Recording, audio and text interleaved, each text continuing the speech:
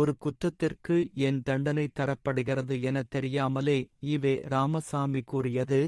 ஜூலை 13, 2024 நாள் விடுதலையில் பெரியார் விடுக்கும் வினா பகுதியில் ஈவே ராமசாமி கூறியது.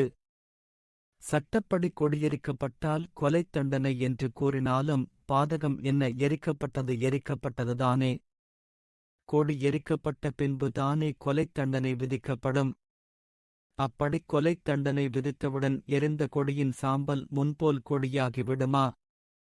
மேற்கண்ட ஈவே ராமசாமியின் அருள்வாக்கை வாசிக்கிற போது ஈவே ராமசாமிக்கு என்னவொரு அறிவு என நினைத்து வியக்காமல் இருக்க முடியவில்லை.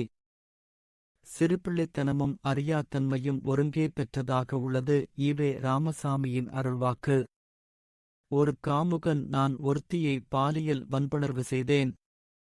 அதற்காக என்னை தண்டிக்கப் போகிறார்கள்.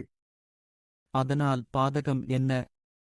என்னை தண்டிப்பதால் மட்டும் இழப்பில்லை என ஆகிவிடுமா? நான் பாலியல் வன்புணர்வு செய்தது தானே என்று கொக்கரித்தானாம். அந்த காமுகனின் அறிவுக்கும் ஈவே ராமசாமியின் அறிவுக்கும் எந்த வித்தியாசமும் இல்லை. ஈவே ராமசாமியின் சிலையை கூட சிலர் உடைத்தார்கள். அதற்காக சிலையை உடைத்த நபரை கைது செய்தார்கள். சிலையை உடைத்ததுதானே. கைது செய்வதால் துண்டு துண்டான கல் முன்போல் ஈவே ராமசாமியின் சிலை போலாகி விடுமா? பிறகு ஏனையா என்னை கைது செய்கிறீர்கள் என சொன்னால் அதில் எவ்வளவு மடத்தனம் இருக்குமோ அவ்வளவு மடத்தனம் ஈவே ராமசாமி கொடி எரிப்புக்கு கூறியதில் உள்ளது. குற்றமுழைத்தவனுக்கு தண்டனை தருவது ஏன்?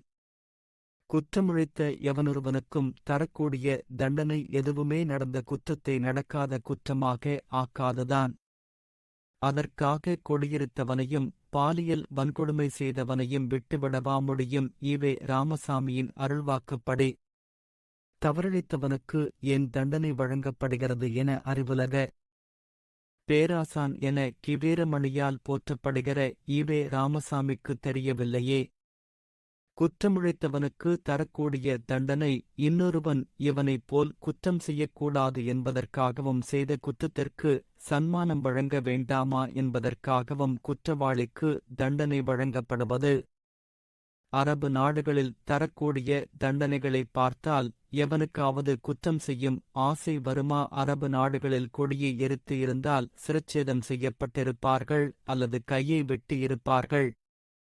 அடுத்து எவனுக்காவது கொடியை எரிக்கிற எண்ணமாவது வருமா? அல்லது வெளியே வந்து ஈவே ராமசாமியைப் போல் அருள்வாக்கா தந்து கொண்டிருப்பான்?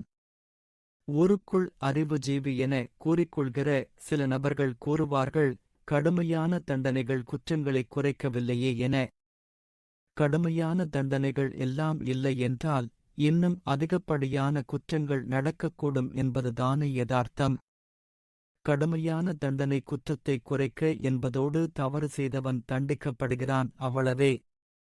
தண்டனையைப் பற்றி கவலைப்படாதவன் குற்றங்களை செய்ய அஞ்சாதவனாக இருப்பான். இப்போது பல்வேறு இடங்களில் குண்டுவெடிப்பு நிகழக் காண்கிறோம். 2008ஆம் ஆண்டு நவம்பர் மாதம் 26 மும்பையில் பல்வேறு இடங்களில் தாக்குதல் நடந்தது. அதற்கு காரணமான அஜ்மல் கசாபிற்கு மரண தண்டனை வழங்கப்பட்டது. ஆனாலும் அதற்கு பிறகு அதே மாதிரி பயங்கரவாத தாக்குதலில் எவனும் ஈடுபடாமல் இருந்தானா என்றால் அதுவும் கிடையாது. சமீபத்தில் கூட பெங்களூரில் ராமேஸ்வரம் கபே உணவகத்தில் குண்டுவெடிப்பு நடந்தது. குண்டு வைத்து பல பேரை கொல்கிறோம்.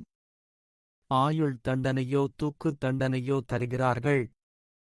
அதனால் என்ன, நான் நினைத்த மாதிரி டஜன் கணக்கான மக்களைக் கொன்றுவிட்டேனே என ஆசை நிறைவேறியதே என்பதோடு எனக்கு தூக்கு தண்டனை தருவதால் மட்டும் இறந்தோர் உயிர்த்தெழப் போகிறார்களா என ஈவே ராமசாமி பாணியில் குண்டு வைத்தவன் காட்டுமிராண்டித்தனமாக கேள்வி எழுப்பினால் நாகரிக மனிதர்களிடம் சொல்ல பதிலேதும் இருக்காது.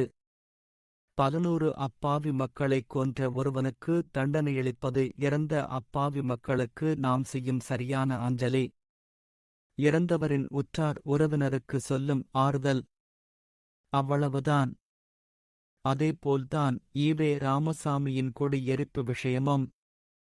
கொடியை எரித்த இவே ராமசாமியை கைது செய்வதும் சிறையில் தள்ளியதும் எரிந்து தீந்த போன பாரத தேச கொடி எரியாத கொடியாக உருமாற அல்ல தேசத்தை நேசிக்கிற ஒவ்வொருவனும் மகிழ்ச்சியுற. இது தெரியாது அறிவைக் காட்டு அறிவுடன்தான் அந்த அருள்வாக்கை அருளியிருக்கிறார் ஈவே ராமசாமி என சொல்லலாம்.